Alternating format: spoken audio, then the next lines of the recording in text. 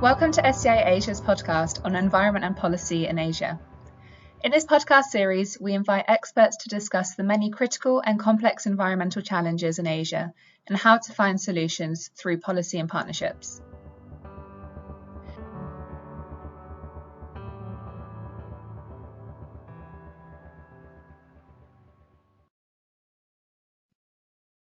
Welcome everyone to SCI Asia's podcast. This is the series on optimizing urban food resilience. My name is Pimonporn Jintalit. I am a research associate at Stockholm Environment Institute Asia Center. I will be your host for this third and final episode on strengthening and promoting circular food systems.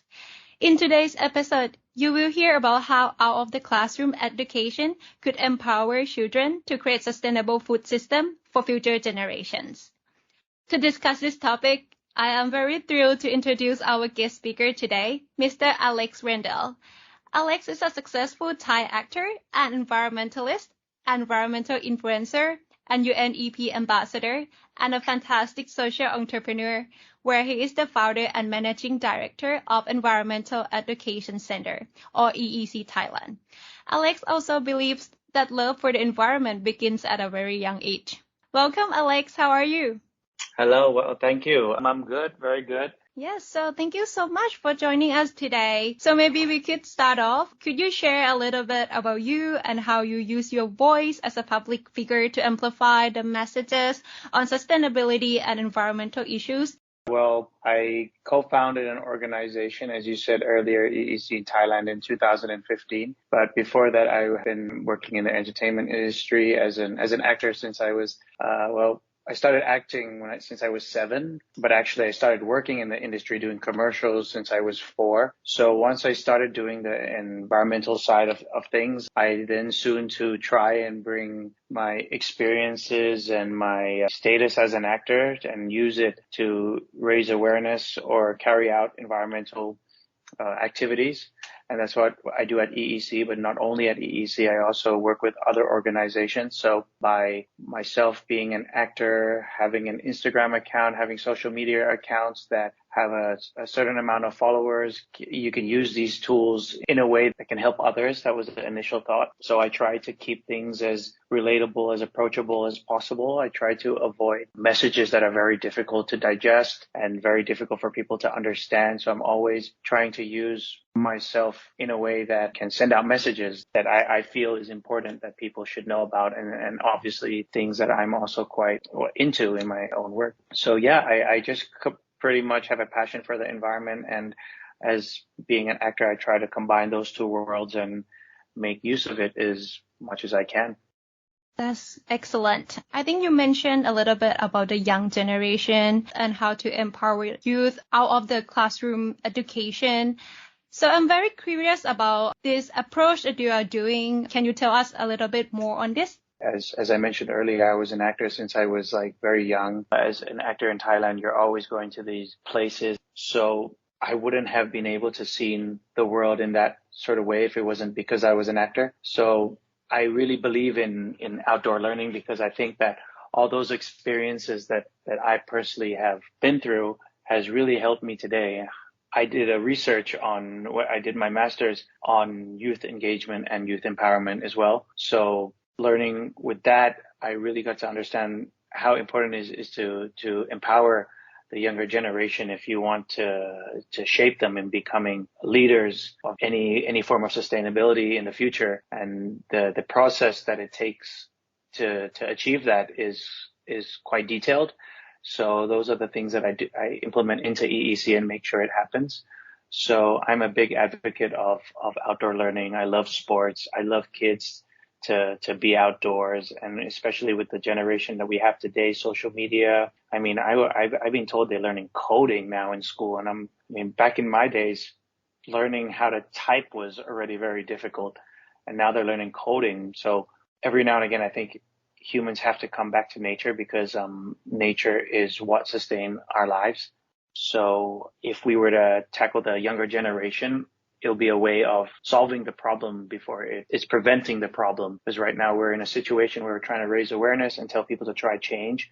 And that's not very easy, especially on a nation level. So I really believe in starting with the youth and engaging them and empowering them. That's great. It's also funny when you mentioned about the coding. I feel like children this day, they can do the coding with their eyes closed, where we Right. like adult are very struggle to put in something on the internet. Yeah, but Yeah. when you mentioned about EEC Thailand, can you talk a little bit about the key activities that you have done with youth and how far you have gone in terms of contribution to improving our environment and food system from your project? Okay, well, EEC, we have quite a lot of projects going on, but mainly we have two different sides.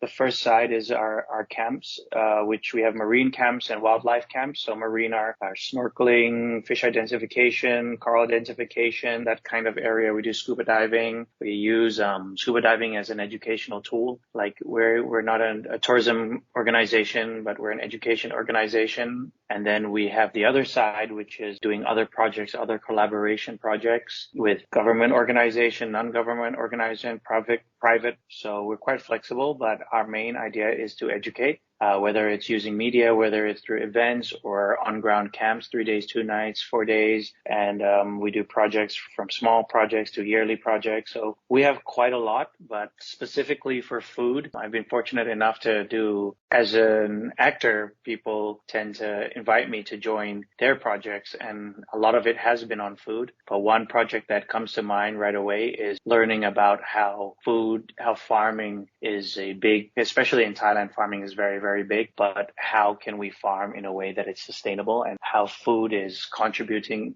into global problems such as climate change or pollution or biodiversity loss. Like, I think food is such a big thing in everyone's lives. That specific project allowed me to explore what is actually the problem, what is going on. And I also have a friend that is running a plant-based organization, a plant-based company. So I went to his farm and I did a small vlog on that. That was also very interesting, with the perception that has changed over the years towards foods, and how eating sustainably can be a big, big problem solver to our global issues.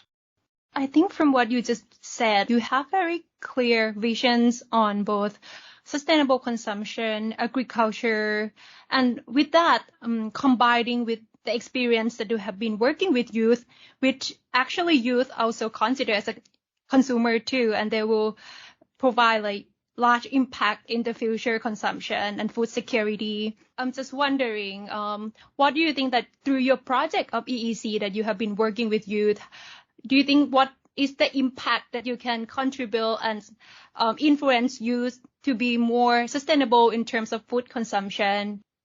I think that at EEC, of course, we, because our main idea at EEC with whatever project we do is to educate, because we believe that educate can, if you feel inspired and you feel connected to nature, it means more to you. Therefore, you understand it more, and then you want to protect it more. And I think that food is also another issue that is implemented into our camps. We talk about food waste all the time. We talk about the trash that comes with packaging, those kind of things that we're always discussing with our students. So I think that for me is to be able for them to actually understand or recognize that it is a problem. I don't think that if you were to tell like 100 people that you said that food is actually a big problem, I don't think many would believe that. But if you have a process, a learning process for them to understand that, I think that's a good start for them to actually understand that it is. And I think that learning about food is also a very interesting subject because everyone can relate to. Like, you don't need people that love the environment to want to learn about food. Like, my dad is actually a chef himself. So we're completely aware how people are very into food. And if we can try twist the message to sustainable food consumption, sustainable food production, then of course that will trigger change sooner or later. So great that we now learn that your dad is also a chef. So sometimes Yes. we can get some food from your dad. Yes. I also like when you mentioned about the learning process, I think like awareness is the very good first step, especially at the very young age. I think it's more likely that it would translate into sustainable behavior later on, rather than like when we focus on the adult or like elder people. From the perspective of from you that you focus a lot with the youth education, What policy that are needed to enable effective environmental education and sustainable food system from your experience? From my experience, I always get the question like, so what, in terms of policy, what do you think should change? And I just think that environmental education should be implemented into schools and be as important as math, as science, be one of the subjects, because realistically speaking, most of us don't need math in our lives. Everyone needs sustainability in their lives. And I don't think that is taken seriously enough. Like, we see all these innovations, we see all these policies which promote like technologies or like I said, different innovations, but we see very little when it comes to environmental education. And it could be anything. It could be food in the food that they eat at school. It could be cooking. It could be whatever it is that promotes sustainable food consumption. I just think that we as a country should work together to build that next generation of environmental friendly lifestyles, because it is part of your life, not because you have a passion for the environment. We can't just wait for people to be passionate to make the change, but it just has to be part of us. I think it will go into that direction. Wouldn't it be great if the Thai public, our next generation leaders of society, just live an environmentally friendly lifestyle without it being such a fuss? So in my perspective, I just think that EE should be a subject that all schools, every school, like we go to all these schools, every school has some sort of sustainability in them, but there's no real policy or real emphasis on what exactly it is. Like I mentioned, like education is all about getting people to survive in life, right? To do well in life. And food is such a big thing that I think is so important. Like some of the foods that we've been eating, research later, it's not healthy for us. We just now know that, fasting is something, like all these different trends of food is changing all the time. And I think that it's still so niche. I think that the government should work more with the private sector. Big corporates, they have the know-how to raise awareness with their marketing know-hows, with their marketing values, with the funding that they have. They're born to sell. So basically, we should use that in the government side of things for food consumption, for food production, to raise awareness, but use the media that the younger generation are more familiar with. Because in my generation, I would be watching a 40-minute documentary. The younger kids today, they're on TikTok. If they don't like what they see in 2 seconds, they swipe away. So we have to be able to understand the behavior of the younger generation and design campaigns around that behavior to get the message across as much as we can. I definitely agree with you when you mentioned about how to mainstream environmental education into like all the schools, especially in Thailand though, because food production and consumption is playing such a big part in our economy. And I think you touched a little bit up on the private sector and how they should engage on this thing where they could understand the audience quite well, and then how can they marketize about these issues. Yes, I think we have a very rich discussion today, and actually so many things that I really want to discuss more with you. But unfortunately, we would probably have to wrap up our session today. So maybe, is there anything you want to tell our listeners? Maybe some easy steps that they could take to help building the sustainable food system? As I mentioned earlier, that especially in Thailand, we're a country that really are dependent on the health of our environment. Like if we were to go back to the SDGs, we don't really have a hunger problem as much as other countries. Maybe we do a little bit, but the reason that we don't is because we have a healthy environment. Like during the COVID lockdown, those 2 years, I did some traveling down south. In terms of jobs and stuff like that, in tourism, we were affected. But in terms of food, we were able to feed our families because we had a healthy environment. So if we don't recognize that, and if we don't invest as much as we're taking, then one day this is going to end. So to all listeners, I just want to emphasize the importance of having a healthy environment for healthy foods and for healthy families and a healthy country, basically. That is indeed a very important point that you just mentioned. So thank you very much, Alex, for joining our podcast and sharing your experience and perspectives, especially on the youth engagement. I really love and admire what you do, because it's not just to conserve the environment, but it's also help strengthen our food system and empower young generation. Keep up with all the good works, and hope we could collaborate more with you in the future. Thank you. Thank you, guys.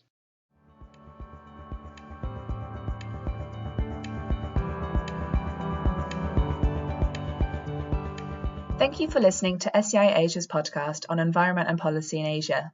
For more information on these topics, guests, and our work, please visit our website on www.sei.org.